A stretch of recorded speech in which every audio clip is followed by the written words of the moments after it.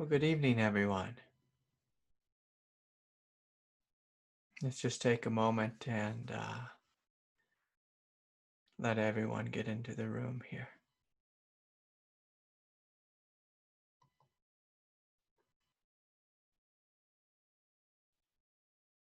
And before we get started, just a couple announcements.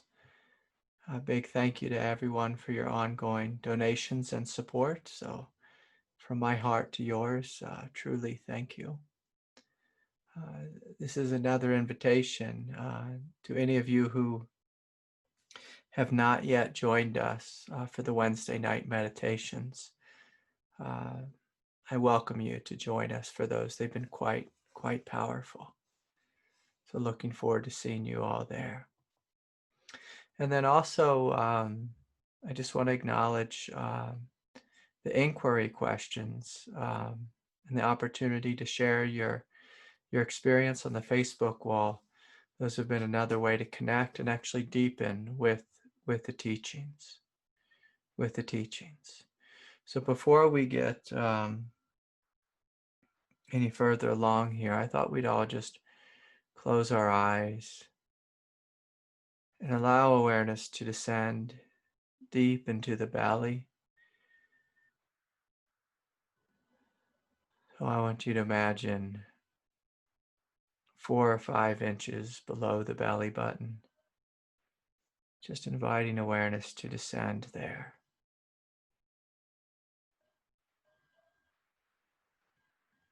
And just taking some deep, full, relaxing belly breaths.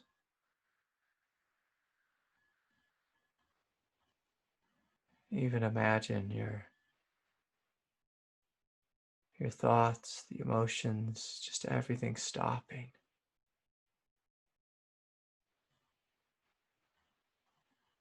In this profound depth of silence.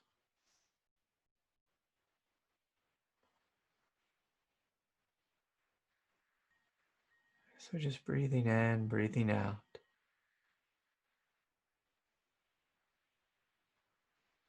And again, simply inviting awareness to descend deep into the belly, toward the pelvis, the sit bones.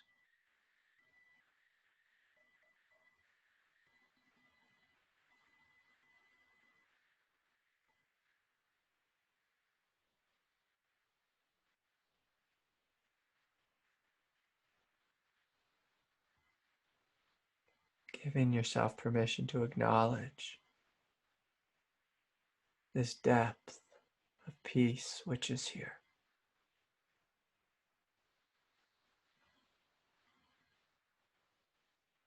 So perhaps this whole day you've been busy, but right here, right now,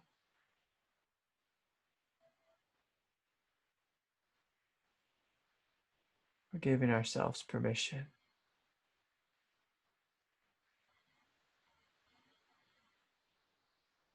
just to fully stop.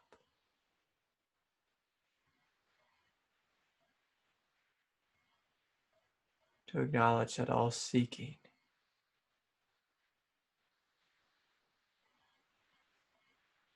can fall away right here.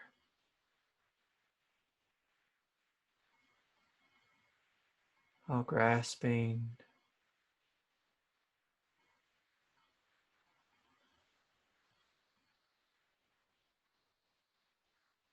all confusion just falls away. It's a very gentle practice, just breathing in, breathing out. Deeply and fully, and just inviting everything. All turmoil, confusion, heaviness,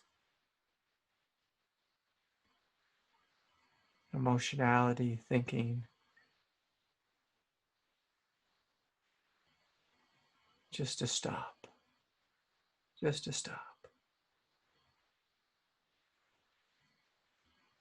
Even to smile a little bit and saying, oh yeah, I can stop. I can stop. I don't have to be doing this or that, seeking this way or that way. I can stop. From this place of stopping, I'm going to bring forward this week's inquiry question, a question for contemplation.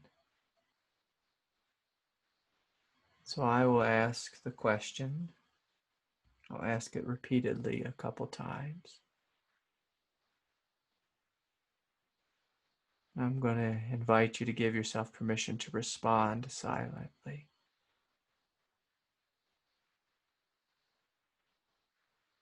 So breathing, feeling, relaxing the body and coming into this place of silence. And so I ask, what do you want?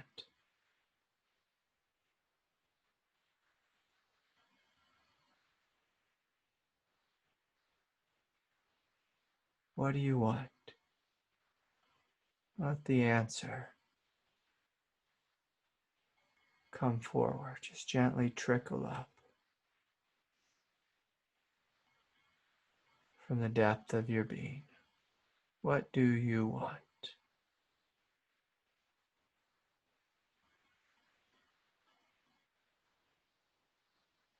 And what am I willing to surrender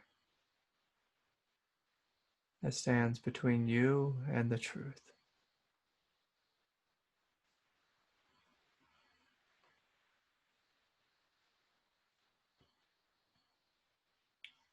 What are you willing to surrender that stands between you and the truth?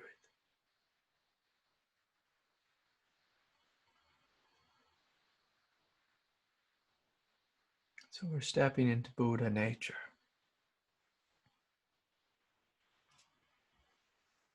And asking this question, what do you want? What do you want?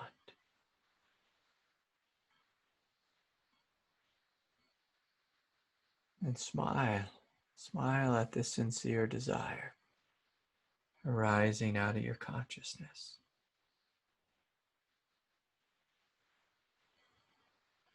And what am I willing to surrender that stands in the way between you and true nature? What do I want?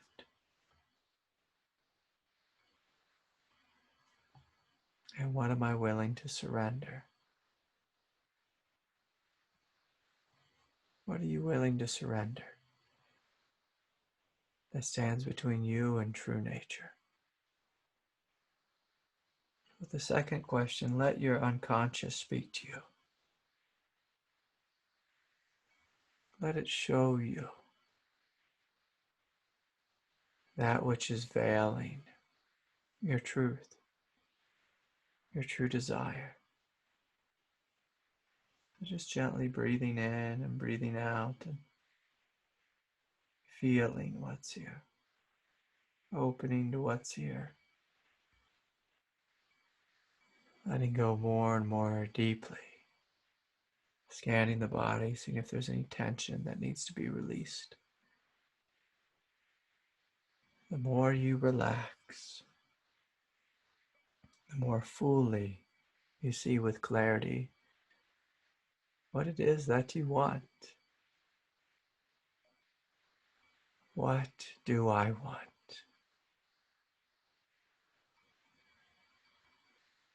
And what am I willing to surrender?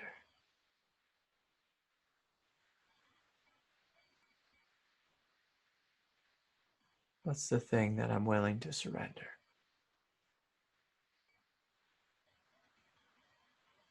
That veils my truth.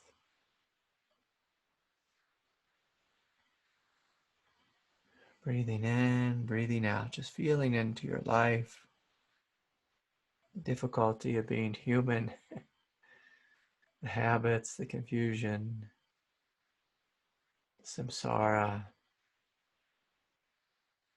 different aspects of ego that get in the way of you living your truth. What do I want?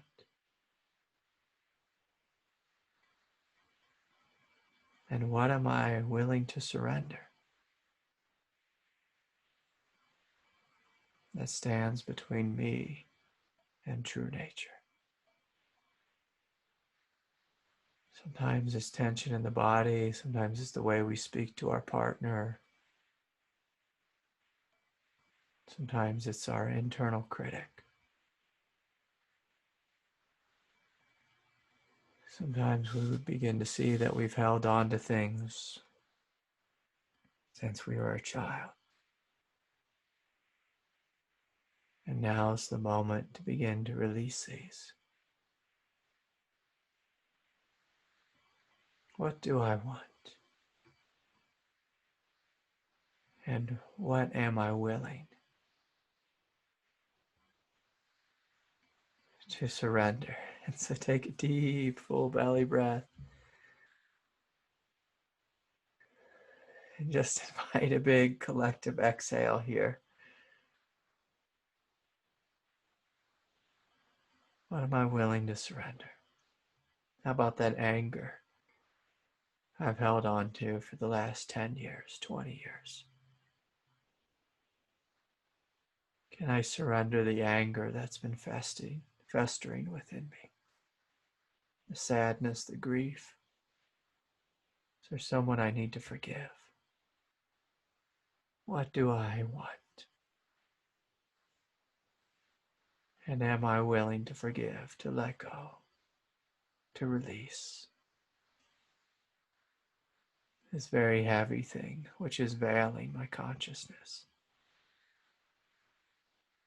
Again, another deep, full belly breath. Breathing in, breathing out.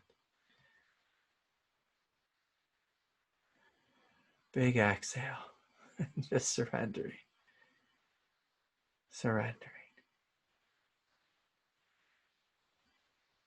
And it's nice to be here with you all. And this is how I'm going to invite you all to practice inquiry.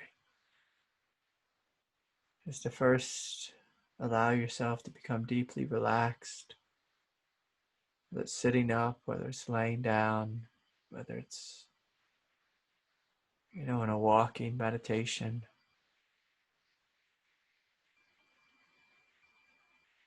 Just give yourself permission to have a question or two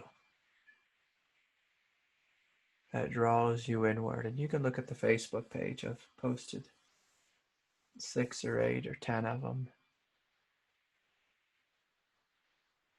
And just repeat the question again and again. But first you become quiet.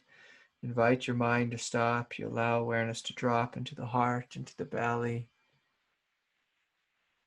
Give yourself permission to stop thinking. You relax the body. When you relax the body, it's much easier to see clearly and to hear clearly. Hear your truth, because the truth is within you. I know right now we're listening to some silly guy named Craig, but the truth is within you. Within you. This is where you find the highest truth. And so there's been countless times when I'll go on a hike in the woods. I'll start to ask this question: what do I want? And I'll hear the word freedom just come forward with a big smile. And then what am I willing to surrender? And I'll see just various images from the last week where I was too harsh with myself, my children, where I was too harsh with something from the past, where I realized I could have been kinder to, the clerk at the natural food store. I could have slowed down. I could have held my body less tensely. One of the things I've been in the habit of doing is holding my body tensely. My father taught me how to be real tense in my body. And so I see these things, and on the exhale, I give myself permission to forgive myself for being human and to let go, to let go. And so I invite you to play with these questions. And it's important to do it, for a little bit of time. It's good to do it for 5 minutes, 15 minutes, an hour. And just let it come forward, and you'll be surprised. You can say it out loud. Sometimes that's helpful when you hear your voice. You hear how harsh you've been, judgmental you've been. Sometimes tears will just flow as you realize, oh, I don't need to be so hard on myself. I don't need to be so hard to others. I don't need to be such a Republican or such a Democrat or such a woke person or a militant person or whatever the extremes are. I can give myself permission to be this innocence, this freedom. This freedom. So beautiful, beautiful. And so I encourage you, and I've been enjoying what you all have been writing on the Facebook wall in response to these questions. I've really been enjoying Kyle's responses. He's been putting a lot into his responses. And it's nice to be public about this, because when you're public about it, it helps to humble the ego. It helps to give yourself permission just to get some things off your chest and to be seen, to be witnessed. Oftentimes we do inquiry in groups. That's a little bit harder with the whole virus situation in the world right now. But I've done the inquiry practice often where I have a partner, a good spiritual friend, and they just sit silently, just asking me the questions, not commenting, not adding their 2 cents, not trying to be my therapist. But they just ask the questions and listen for my response. And I've had tears almost every time that's happened. That's happened. And so anyways, and wonderful if you live with a partner, have a spiritual friend to practice with. And then of course, if you don't, allow your witness to be God, who's the ultimate witness of your life. Allow it to be God, or call upon one of God's manifestations. Like invite the Buddha to come in the room, Jesus to come in the room, Jaya to come in the room. Invite it forward. So I just wanted to share a little bit from the Facebook wall, because these are so rich. After the Wednesday night meditation, I asked some people to share, and I thought I'd comment a little bit. Kyle wrote, when I asked him to share his experience, Kyle wrote, I felt a strong force that felt beyond me entering into my body. So this is the force of God, the Divine Mother. This force seemed to want to take over my mind and body. Mostly it was a soothing light going up and down my body, but at a few moments it was unbearable and made my body tremble and tense up. Overall, it was very calm yet powerful experience. And so this is what it's like to surrender to God, to surrender to that which is greater. There's that old Christian saying, what is it? The fear of God. And oftentimes it's thought of like in a real judgmental way, like, you better be good, boy, or I'll put the fear of God in you, whatever it is,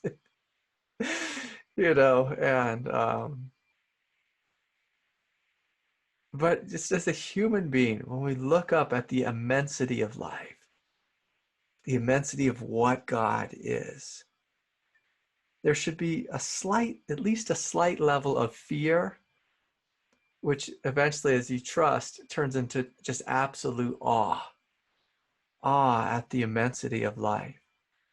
And basically, in the way I teach meditation, I first invite us to come into our true nature, which is vast, spacious, and free, We're stepping out of egoic identification and into that which is silent, that which is innocent, that which is radiant. And then from this space, we open to the evolutionary force of God, who is always growing bigger, broader, vaster, more brilliant, the same way the universe is immensely expanding. And as you open to this transformative presence, you realize something very quickly. Oh, what I've identified with is this small human, I haven't used this word, meat body, because that's what it is, a flesh body. I've identified with this. I've identified with being a mammal, a Homo sapien, and that's small and that, allows themselves to be driven by the fight or flight response.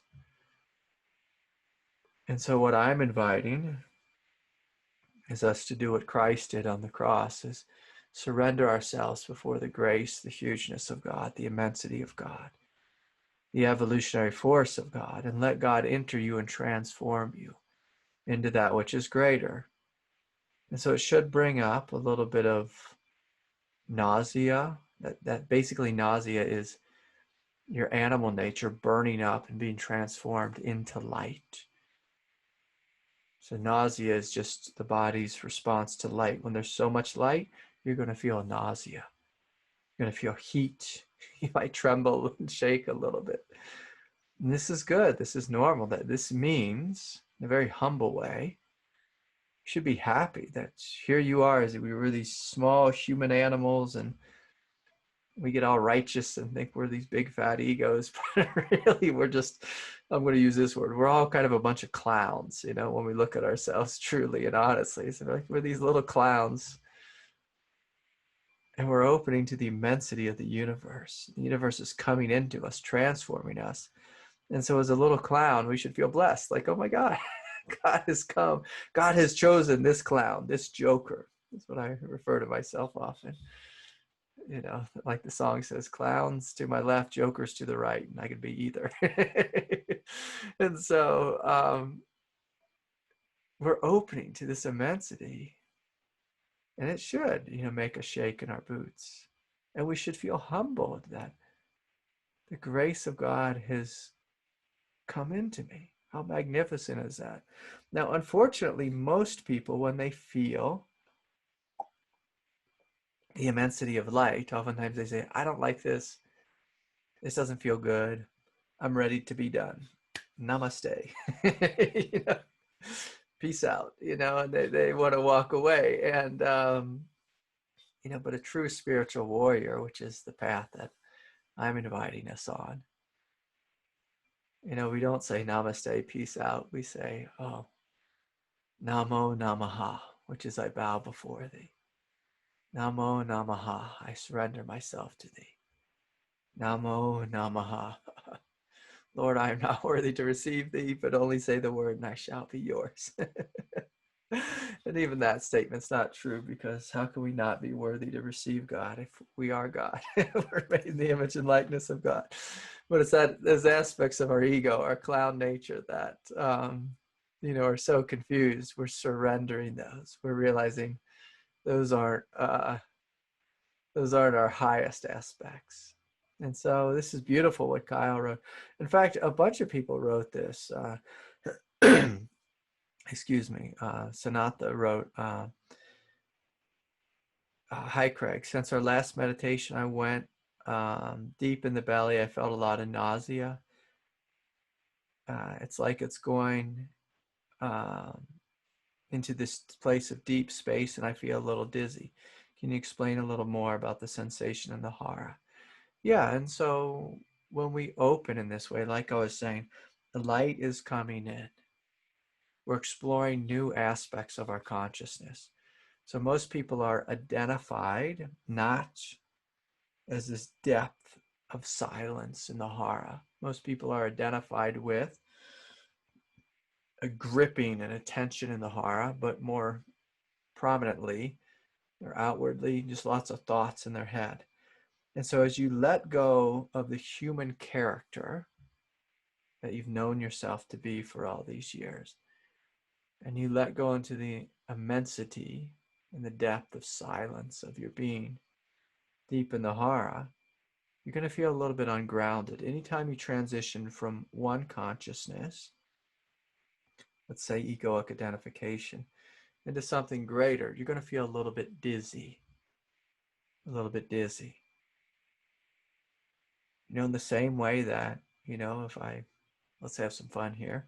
If I gave you all LSD right now in about, 30 minutes, 45 minutes to an hour, you'd start to feel a little bit dizzy or weird or strange. And then as your consciousness started to empty out of, the egoic repression that most live in, and into this more expanded psychedelic state, you start to feel a little dizzy or ungrounded. It's a little disorienting. And so dizziness is always a sign, almost always a sign, that you're transitioning from one state of consciousness into another. And oftentimes it's another state that you don't fully know. If we're awakening, it's a state we don't fully know. And so anytime after a massive awakening,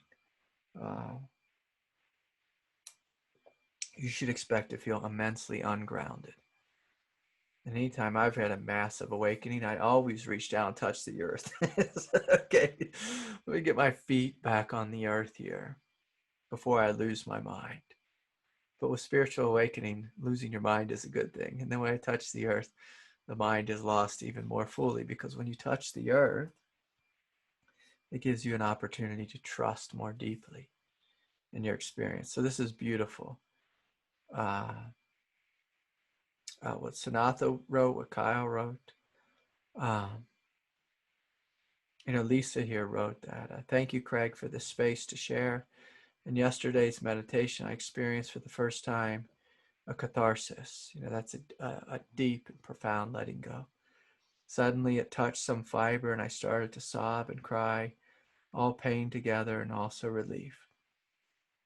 It went on and on for the remaining time. So grateful this went out into the light. Yes, and so we're surrendering, we're letting go. I'll read one more and then I'll get to the questions here. This is from Maria here. She wrote, normally when I meditate with you, I arrive with an edge, and it's like I'm in front of an abyss. My body started to feel a lot of fear, and this came into my mind, this thought that I can't handle this pain.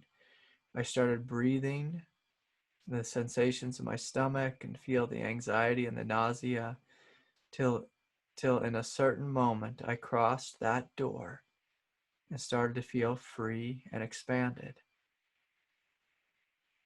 After that, the sensation of the one who can't handle this disappears, a sort of dissolution in a big ocean. No more pain, and this wave was not separate from her source. So this is beautiful. So this is the practice of meditation, as we're surrendering our human consciousness into something greater. But meditation requires, in this path of being a spiritual warrior, requires that you're brave. It requires that you're courageous.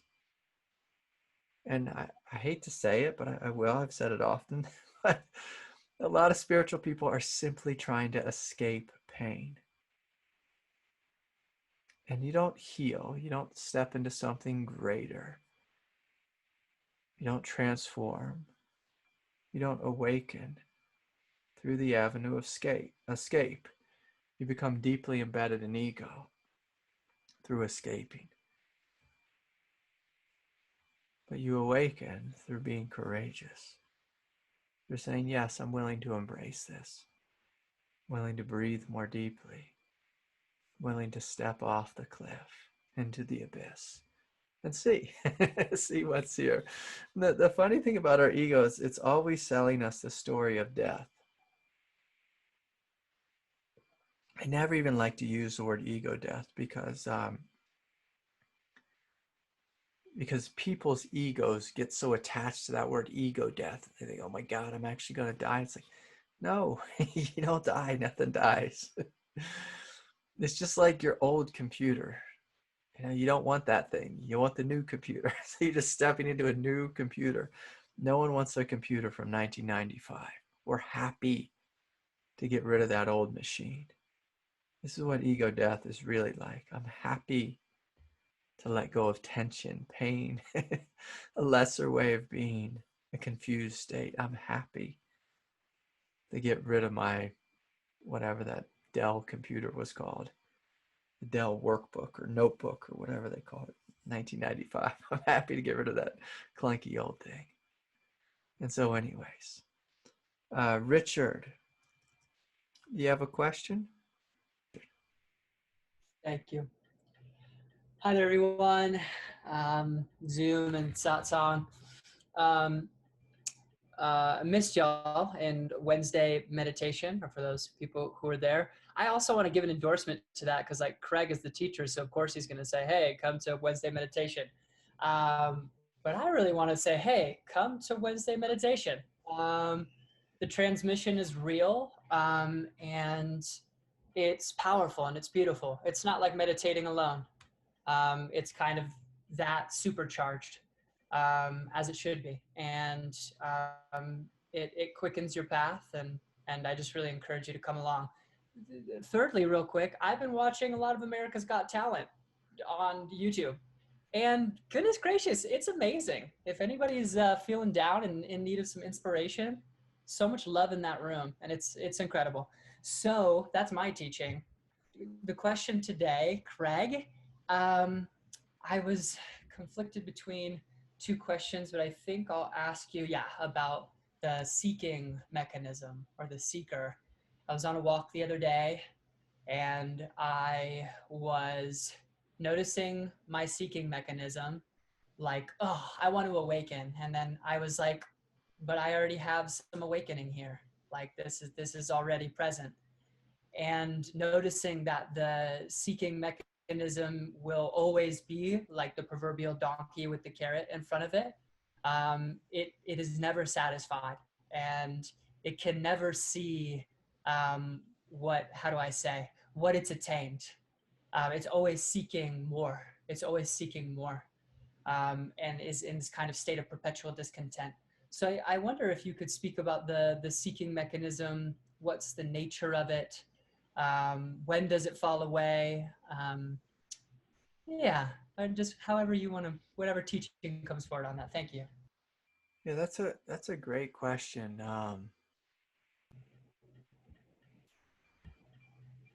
Something I realized early on was that every egoic aspect has a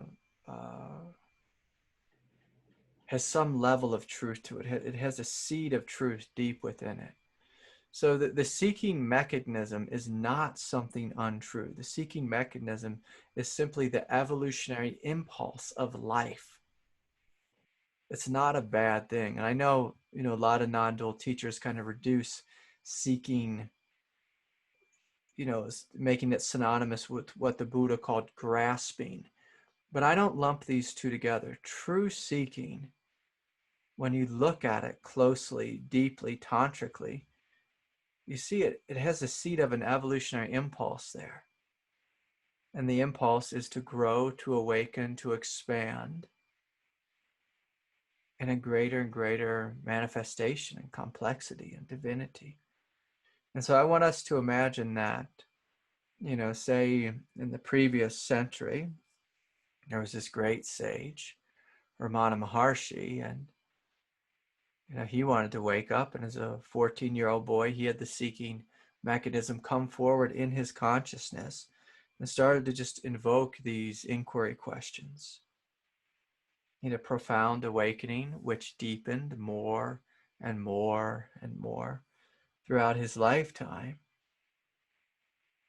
But I want you to imagine that awakening, that manifestation of Ramana did not stop there. Did not stop there. The same is true of Christ. The same is true of Buddha. The same is true of everyone and everything. I mean, in a real funny way. Richard brought up this show. I think it's called America's Got Talent. Is that what it's called? Yeah, America's Got Talent. I think I saw the British show once when I was in London visiting a friend, and I don't think I've seen the American one, but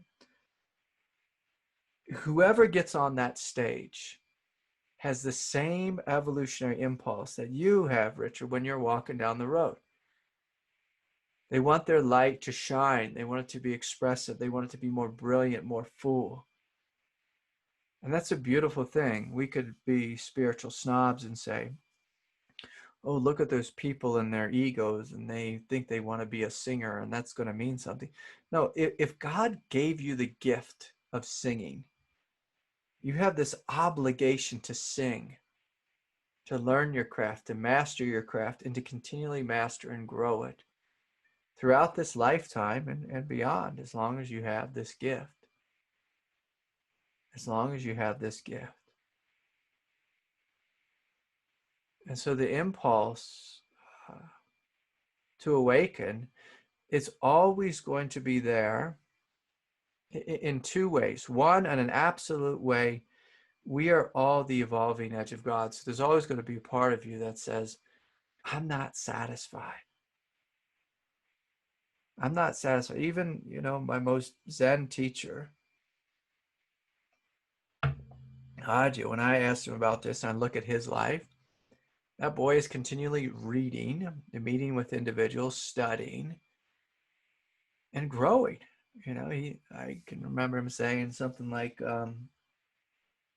he likes listening to Tim Ferriss. I think that's the guy's name, the podcast fella, who's all about success and just becoming a master and, all these different skills and arts.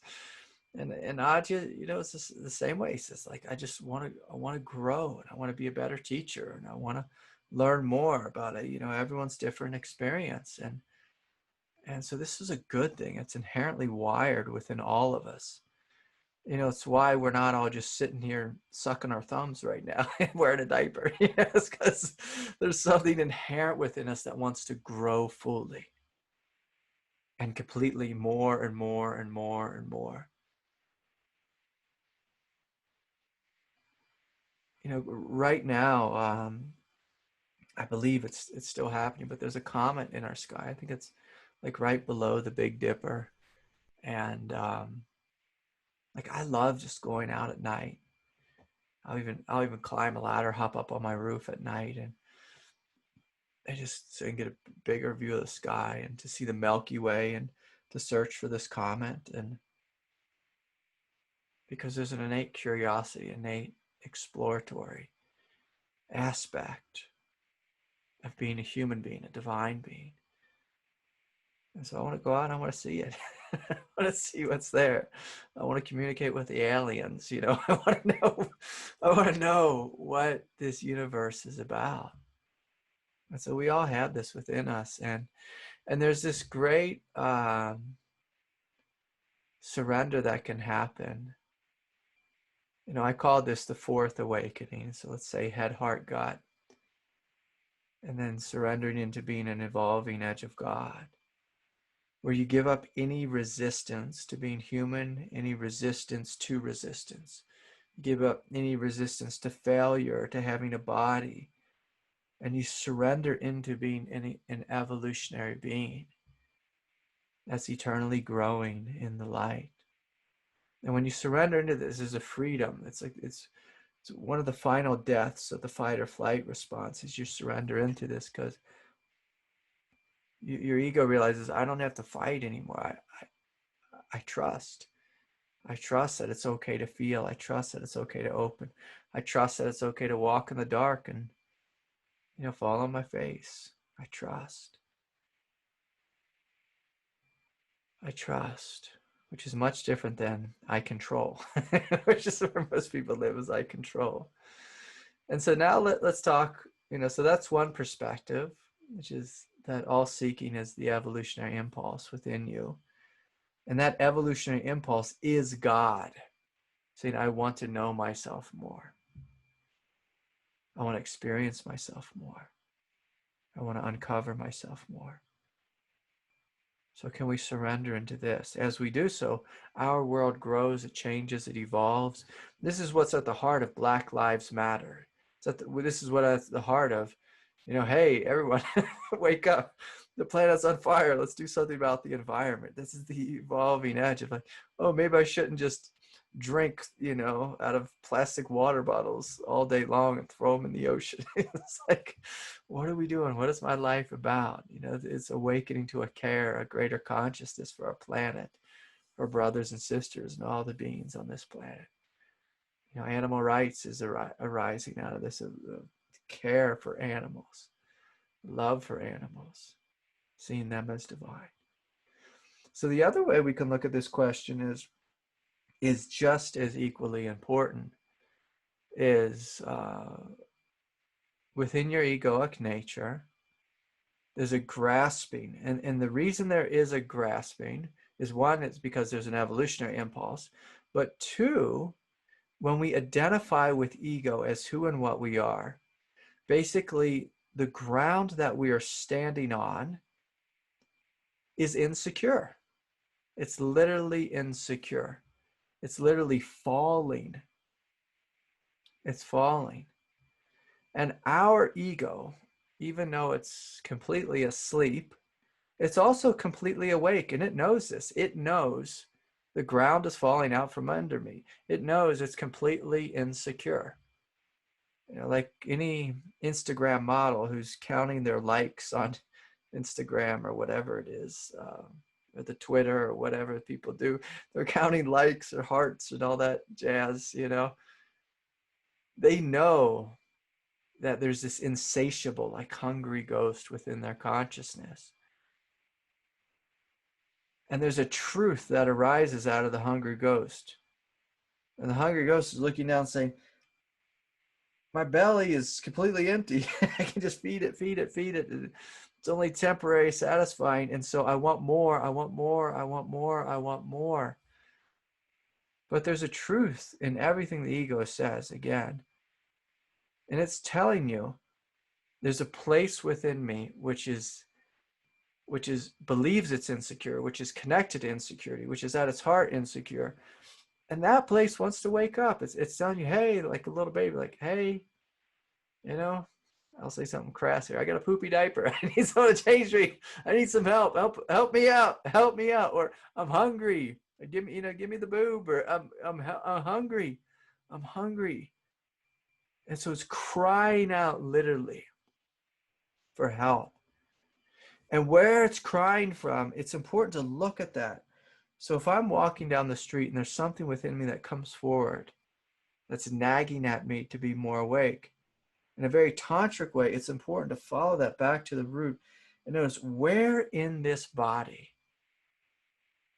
is there lodged insecurity, grief, sadness, anger, rage, heartache, fear, confusion, pain, suffering, physical pain?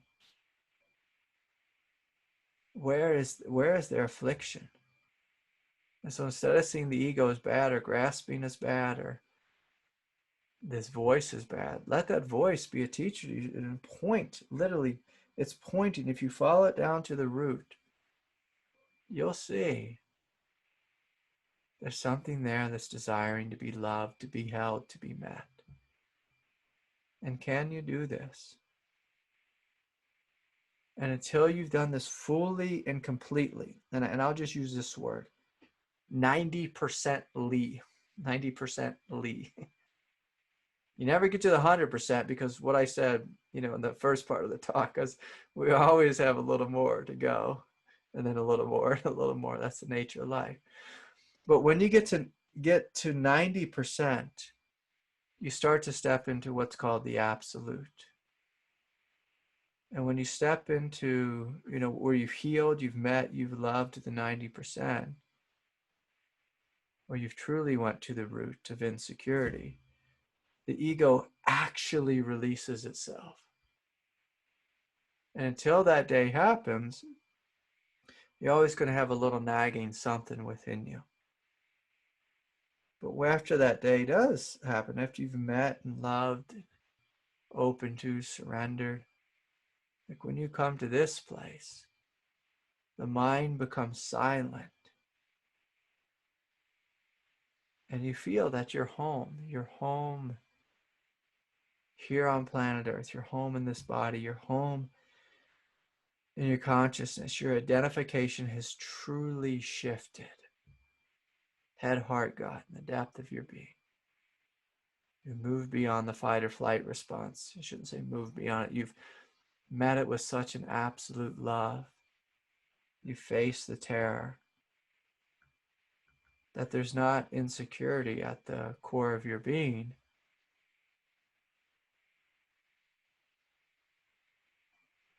There's immense freedom. Immense freedom. And it will shake you when you open to this freedom. It'll shake you so deeply that you'll realize that shaky ground that the ego was once standing on, that insecurity, is the groundless ground. It's the nature of your being. Not only is the ego insecure, but your being is the groundless ground. It is the groundless ground. Your nature is always falling out, ever expanding into the darkness of the sky, hugeness of the sky, the emptiness of the earth. And so in order for that, for the grasping to truly fall away, we have to walk through this doorway of fear. And this is where everyone's like, oh my God, ego death. They go to this silly dance. But it's the same thing. It's just like standing on a cliff. Jump off the cliff and just keep falling and falling and falling. And at first you'll be like, oh, turn pale and all that. But then you'll have like belly laughter. Like, where you realize, oh, I never hit the ground. I'm just going to keep falling into infinity. And, this is freedom. This is true freedom. Freedom is insecurity. It is the groundless ground, to say it more poetically. But I'll say this, most spiritual people, they don't get there because they're too scared. They're bunny rabbits.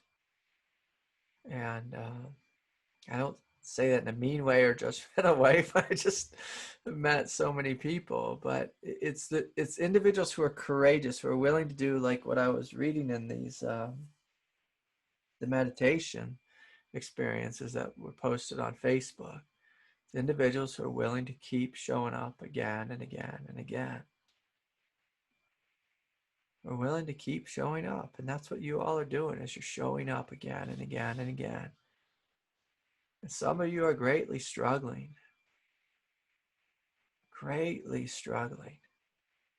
but you keep showing up. And see, this is the doorway. You're continually showing up, continually opening, continually trying again, continually saying, okay, I don't really want to do this. I don't want to face this entity attack again. I don't want to face this cancer again. I don't want to face this rage again. I don't want to face this neurotic thing I have again. This addiction again. But we do, and we open to it, and we let our skin crawl. And we open, and we open, and we open. A good friend of mine recently, he sent me this YouTube video. A great friend of mine. He's this world famous music producer guy, and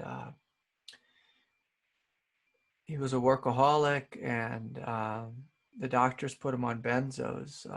It's like the worst drug ever made. Like 100 times more addictive than heroin, and getting off of them, the pain your body goes through. People beg for death trying to get off these things. But he sent me this video. So my friend, he went through this and had a kundalini awakening, which is like way too much for someone to go through. But Jordan Peterson went through this recently.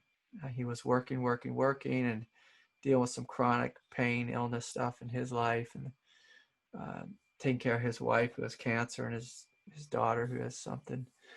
And Jordan got on benzos, and then he tried to get off of them real quickly. And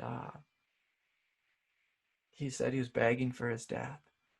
It was this painful. And he went to clinics throughout the United States, went to see all kinds of psychiatrists, and they put him on, took him off, tried ketamine, all this other, treatments. Nothing worked. Finally, he went to Russia of all places, and I think they put him on like anesthesia or something, like put him in a coma, so his body could detox the stuff a little bit. But said even now he hasn't taken the meds for like weeks or months now, and still shaking, trembling. It creates just a feeling of just utter terror, like living with terror. And so it's facing this again and again and saying, okay, I'm going to face this. I'm going to face this hell with humility and with strength. With humility and with strength, which seems like a paradox. Because when people think of humility, they think of just giving up. But it's giving up your fight with terror. And I can remember so many times just being in utter terror, just looking at my hands, just feeling as if I was being dipped in acid. And my body just being burned alive. And living with a head injury like I do now, where I just live with chronic headaches, light sensitivity, sound. It's hell, but just, breathing and then smiling and laughing and see, oh, there's freedom here. There's freedom here. Once you jump off the cliff and realize that pain is not the master. Pain is not greater than you. But I am greater than pain. I am the witness of pain. I am the space in which pain arises or terror arises, laughing at terror. Laughing at entities or the devil or whatever it is, laughing at a body. Like, oh, my body's going to die, and laughing when we face, literally our own death. It's a beautiful question, Richard. Thank you. So beautiful. Thanks for the props at the beginning too. I forgot to thank you for the kind words, and it's really it's kind words to the Sangha. And that invitation is to open, and I know it's hard. I know it's hard to show up and be cooked. But if you want a greater life than what you have now, you have to be willing to step into the ocean, step into the oven, step into the fire. All three: the ocean, vast, spacious freedom; the oven, the heat; the fire. Step off the cliff, the terror. And every time you realize with great laughter, oh, it's not what my ego thought it was. It's not what my ego thought it was. A beautiful question. Beautiful question here. Here's a question from Peter. Hi, Craig. My question is, why does God allow humans to inflict so much suffering on ourselves and each other? Or put another way, why is the principle of free will held higher than the principle of minimizing suffering? That's a great question for God. The way I've come to terms with it is the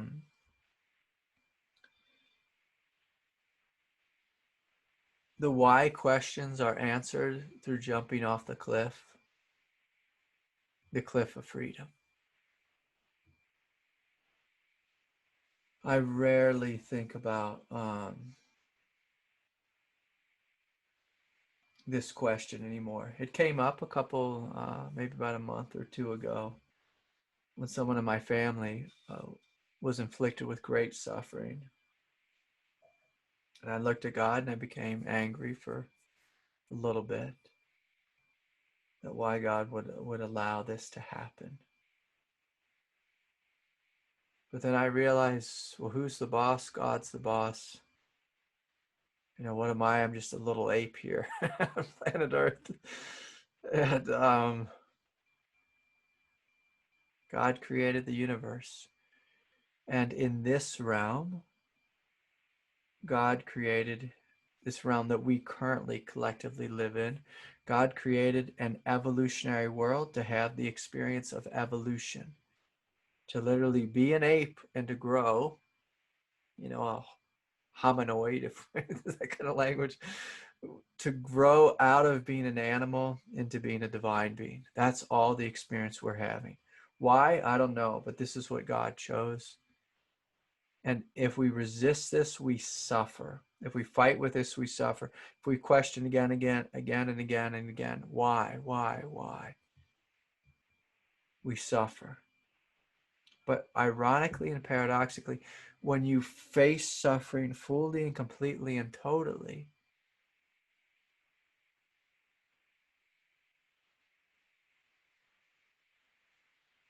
then suffering stops becoming a god. Because when we live in ego, suffering is a god. If it feels good, it is good. If it feels bad, it is bad. That's everyone's religion. The problem is, in an evolutionary world, it's not the truth. The true religion of an evolutionary world is evolution hurts some of the time. Sometimes it's ecstatic, sometimes it hurts. But the truth is, if you bow before the God of evolution, this is the way forward. Forward to God, forward to greater realization, forward to the truth. If it hurts, it hurts, but I'm going forward. Whereas the ego says, I'll go forward if it feels good. You know, this is a fight or flight response. It's a mammal response. It's a reptilian response. If it feels good, I'll do more of it. If it feels bad, I'll do less of it. I don't like it. I resist. That's mammal truth. You know, that's reptilian truth. God's truth, the truth of evolution, is forward is that way. And sometimes it hurts to walk that way, and sometimes it feels good. And the other day, my daughter and I, we climbed this 13,000 foot mountain, my older daughter, and so we got up to above tree line, you know, and that's really high. That's where the trees stop growing. And I was done hiking. I was like, yeah, I don't. I'm fried. I'm cooked. You know, hiked miles and miles. You know, at elevation. And my daughter was like, yeah, Dad, I think this is my limit. And we were just sitting in this big, beautiful field. I posted actually some pictures of it on Facebook, picture with a flower. And we're looking at this immense view. It's green fields, wildflowers, just so beautiful. We were really comfortable after a big hike, you know. But behind me was another 1,000 feet of just, you know, a big climbing, you know, like, you know, hands and knees climbing and steep climbing and some, you know, sketchy rock moves and fall to your death moves. And so I turned around and I looked at that big mountain and I said, come on, sweetie, let's climb a little more. Let's climb a little more. And as soon as I got up, I got my second wind, she got her second wind, and boom, you know, give us another hour or two. We're on top of that peak. And so happy that we were. Did it hurt? Was it painful? Yeah, absolutely. If I wanted to minimize suffering, I would have stayed at the trailhead and took a picture of the mountain and said, "That looks beautiful. Let's go back to town and get a smoothie," you know, but that's not what we did. And so, Peter, I've sat with this question for a long time. And before I learned to embrace suffering deeply and completely, it just seemed to make sense that an all-loving God would not create a world where there's suffering and pain. But the basic truth is, an all-loving God created an evolutionary world And we're experiencing evolution. And in this current time in evolution, we have police brutality. We keep animals in confined cages for the entirety of their life. We shoot each other. There's war, rape, and violence. Hopefully, we're outgrowing this. My God, this is my life's work, is to help us all to outgrow this, animal tendency to shoot each other, to harm each other, to stop bashing each other over the head with rocks or tear gas or anger or whatever it is. It's a beautiful question, Peter. The resolution, ironically, comes in the embracing of pain. It's only through embracing the pain does the why question fall away. This awakening that happens in the hara, that's when all the why questions fall away. And you realize you are life itself. And there's this silent intelligence that moves through you. It doesn't think much. It doesn't think much. So that's a beautiful question, Peter. Something I struggled with and sometimes still do, when I see great pain. It's heartbreaking living on planet Earth. Okay, here's a question from John. Hey, Craig, I'm sure you've answered this one before, but I'm curious about the use of very small amounts of psychedelics to help open up energetic blocks during the kundalini process. Yeah, John. So for some people, microdosing is going to be helpful. For some people, for most everyone, microdosing, during the kundalini process would be helpful. And when I say most everyone, you have to intuitively feel that you're one of those people, to microdose. So basically with what microdosing does is it helps to relax your ego. It takes the edge off your ego. And when you take the edge off your ego, what happens is catharsis tends to happen. So when the ego is relaxed and the repressive, super ego force, which is always, say, pressing down on the id, to use Freudian language, when that repression is released through, say, a drug like psychedelic, and a microdose is a gentle, so it's gently releasing it, not blowing it open like ayahuasca, but gently releasing it. Catharsis tends to happen. The things that were stuck within the chakra centers, anger, rage, sadness, grief, these are the things that create energetic blockages. Tears flow. And as tears flow, the emotions released, and then the kundalini can flow. Yeah, John, that's a great question. I like that question. And so there's more and more research that's coming out about the use of psychedelics, especially microdosing. And I always encourage people to take that research with a grain of salt. People are saying all kinds of things on the internet. One trip with psilocybin, is helping everyone to quit smoking immediately and completely. And this is not true, but can psychedelics be helpful? Sure. Can absolutely be helpful. Can they be abused? And absolutely. When people take big doses of psychedelics, oftentimes it invokes their kundalini to awaken prematurely. And so, I support psychedelic use, and I also greatly caution it, because about a quarter of the people I work with, they've had massive kundalini awakenings that came forward through using ayahuasca or LSD or psilocybin. And normally not a microdose, though. So great question. Here's one from Andrew. Craig, can you speak on entity attacks? You've mentioned that a few times recently in satsang. Yeah, entity attacks are interesting. I don't want to talk about it too much because I don't want to bring it into our consciousness. But if we look at what God is there's a million heaven realms.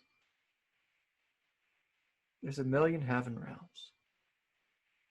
that we can explore, that we can walk around in, that we can open to and learn and grow into. But just as we are at, let's say, this stage of consciousness, and there's a million stages above us, there's also a million below us. And in some of those realms are other kinds of beings, just like here on planet Earth, there's ants. And I was taking my little girl on a hike today, my 6-year-old, and she's screaming from the back seat, "Dad, there's a pincher bug in the car. There's a pincher bug." And, you know, I told her what I tell most people with entity attacks, and don't take this too lightly if you feel as if you're being attacked right now. Ignore it and it will go away. The pincher bug isn't here to hurt you. It doesn't want to hurt you. But place your attention on the big mountain, sweetie. Don't worry about that little bug. That bug doesn't want you. If it's coming to you, flick it away with your superior power and intelligence. And so that's one perspective. If entities or psychic phenomena are just coming into you, ignore them immediately and focus on the goodness of your heart, your strength, the love that you are. Now, for individuals who are under attack, where it feels as if the entity is actually lodged in their being and sucking them dry, then it's back to that game that I was speaking about before, of humility and strength. Humility and strength, where you're opening to your strength, you're opening to your power, you're looking at where that entity is hooked in, you're seeing if you have a wound there, a shadow there, a confusion there.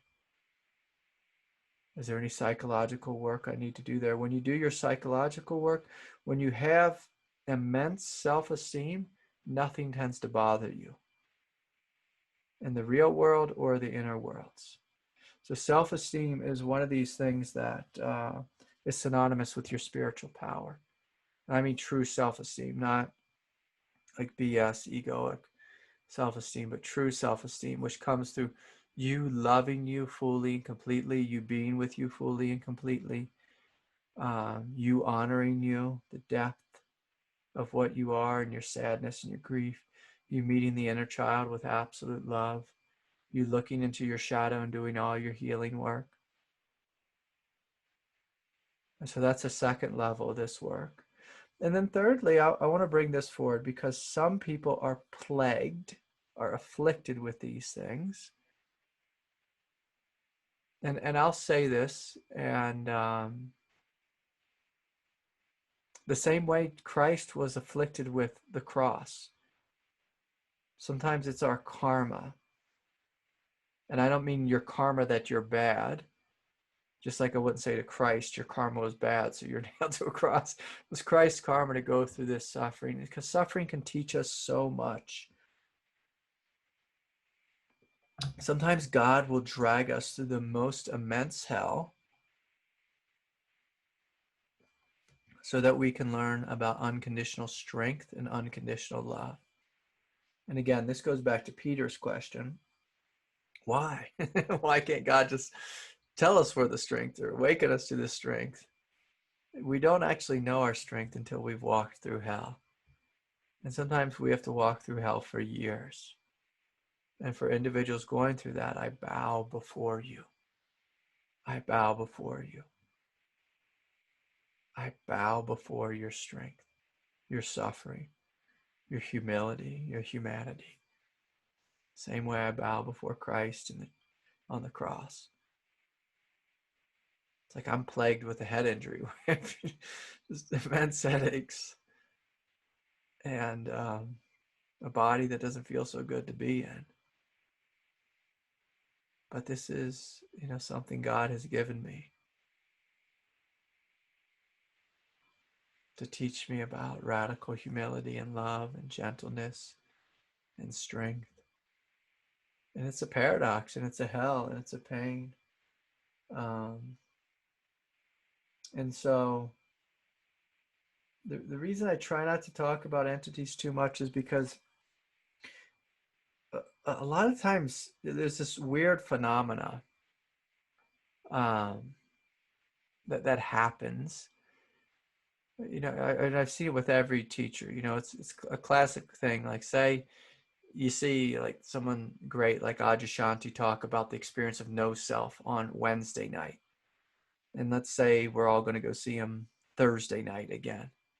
On Thursday night, there's going to be a handful of people who are fully convinced they've stepped into the depth of no self, because this is what Adya spoke about the night before. They just opened into that world, or they imagined they opened into that world, and then they're going to have all these questions about it, but they're not really there. If we start talking about psychic phenomena and these types of things, if people start imagining, seeing things, just like if I talk to you about ghosts every week, many people start to think they'd start seeing ghosts. But there's a handful of people within the Sangha who are struggling with entities, and that's why I've been speaking about them, because I'm trying to honor the suffering of those within the Sangha who are struggling with these things. But with anything, you must feel within your own self and say, what is this about within me? Is it the third thing that Craig was talking about, that maybe this is just a part of my path? Sometimes cancer is a part of our path. Sometimes being born with no legs or being born blind is a part of our path. Like this fellow Jordan Peterson, for some reason at this stage in his life, when he was at the top of his game and so successful, he had to descend into complete and utter hell. And this has been a part of his path the last year. Something quite expected, just immense pain. He said when he was getting off it felt like someone was just shocking him with a cattle prodder 24/7. He couldn't sleep for like weeks or months at a time. And he was just praying for death. Sometimes this is a part of our path. And that why will only be answered between you and God. Okay, hi Craig. When I'm in the present moment, I can see the truth that nothing is lacking. Is this awakening? A fear comes that I can't remember the truth, that I lack nothing. Okay, let me see what this question means, Colleen. Hi, Craig. When I'm in the present moment, I can see that the truth that nothing is lacking. Yeah, this is opening the door to awakening, is what I would call this. Nothing is lacking. If fear comes, can't I just remember the truth that I lack nothing? Oh yeah, okay, I understand the question now. Yeah, we have to be careful, Colleen. A lot of non-dual people try to do a little mental gymnastics routine, and so we're sitting here in a space of presence and freedom, and we realize nothing is lacking. Then a fear comes forward, and if we just look at that fear and say, I remember nothing is lacking. And if we're doing that from a place of truth, if we truly remember that nothing is lacking, and then the fear vanishes and transforms, that's all that's required. But if that fear comes back every 5 minutes or every day, we haven't truly transformed. Going back to Richard's question, this is the same question as that grasping ego. The ego is pointing to you that there's a root of fear within you. And so if it shows up again and again, you can't just do a non-dual gymnastics routine to work around it. That would be called spiritual bypassing. But if it's just a subtle fear, so if you're resting in presence, a subtle fear arises, and then you remember nothing is lacking, you're connected with your heart, your belly, and it vanishes and it never arises again, yes, this is what it means to be awake. If that fear comes back again and again, and we're doing a little game to try to get rid of that fear, to try to trick it into dissolving, no, that's not being awake. That's called having our foot in the door of awakening and spiritual bypassing. It's a beautiful question.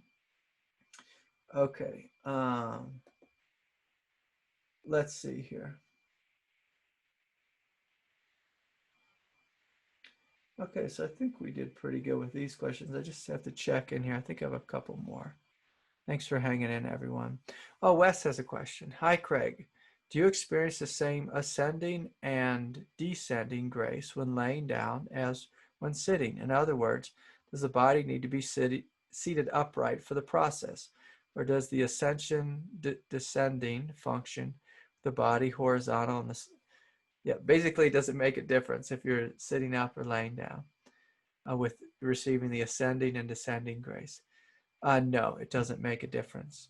I just noticed that the body is more, it's more easy to notice the grace coming down into you if you're seated up and you can feel it coming, and then up from below if you're seated. I find it easier. But does it work when you're laying down? Absolutely. There is no up or down in reality. These are just things that we think of, you know, but it feels as if it's coming down through because it is. Feels like it's coming up because it is. It's just one of the ways our consciousness is wired. And so, Wes, lay whatever way is comfortable to you. So the more comfortable you are, the more quickly and fully you will receive the grace. The more uncomfortable you are in your body, then it just becomes a distraction. It just becomes a distraction. So, see if I can get my computer to work. Okay. So I think I did my part here with the questions. I believe so. If I missed your question, please just email me again. Email me next week and let me know. So a big bow of respect to each and every one of you. I bow before your hearts. I bow before your strength. I bow before the immensity of your being. And I bow before your generosity. For those of you supporting financially and those of you just supporting by showing up and sharing yourselves with me. So much love to each and every one of you. My heart's with you. Good night. Bye for now.